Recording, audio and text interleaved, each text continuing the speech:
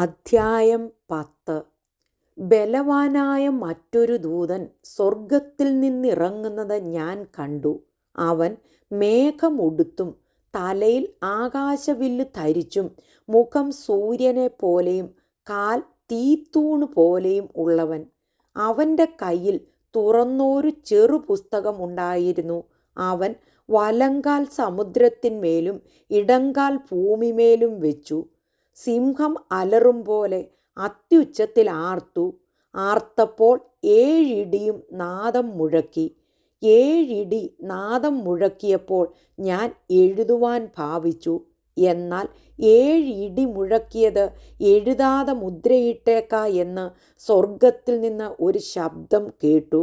സമുദ്രത്തിന്മേലും ഭൂമിമേലും നിൽക്കുന്നവനായി ഞാൻ കണ്ട ദൂതൻ വലങ്കൈ ആകാശത്തേക്ക് ഉയർത്തി, ഇനി കാലമുണ്ടാകയില്ല. 7-ാമത്തെ ദൂതൻ കാഹളം ഊതുവാനിരിക്കുന്ന നാദത്തിൻ്റെ കാലത്ത് ദൈവത്തിൻ്റെ മർമ്മം അവൻ തൻ്റെ ദാസന്മാരായ പ്രവാചകന്മാർക്ക് അറിയിച്ച് കൊടുത്തതുപോലെ നിവൃത്തിയാകുമെന്ന് ആകാശവും അതിലുള്ളതും ഭൂമിയും അതിലുള്ളതും സമുദ്രവും അതിലുള്ളതും സൃഷ്ടിച്ചവനായി എന്നേക്കും ജീവിച്ചിരിക്കുന്നവനെ ചൊല്ലി സത്യം ചെയ്തു. ഞാൻ സ്വർഗത്തിൽ നിന്ന് കേട്ട ശബ്ദം പിന്നെയും എന്നോട് സംസാരിച്ചു. നീ ചെന്ന് സമുദ്രത്തിന്മേലും ഭൂമിമേലും നിൽക്കുന്ന ദൂതൻ്റെ കയ്യിൽ തുറന്നിരിക്കുന്ന പുസ്തകം വാങ്ങുക എന്ന് കൽപ്പിച്ചു.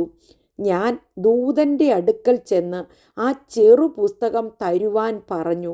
അവൻ എന്നോട്, നീ ഇത് വാങ്ങി തിന്നുക, അത് നിന്റെ വയറ്റിനെ കയ്പിക്കും, എങ്കിലും വായിൽ തേൻ പോലെ മധുരിക്കും എന്ന് പറഞ്ഞു.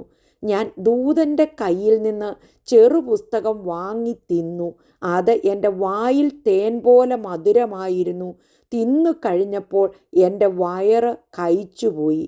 അവൻ എന്നോട്, നീ ഇനിയും അനേക വംശങ്ങളെയും ജാതികളെയും ഭാഷകളെയും രാജാക്കന്മാരെയും കുറിച്ച് പ്രവചിക്കേണ്ടി വരും എന്ന് പറഞ്ഞു.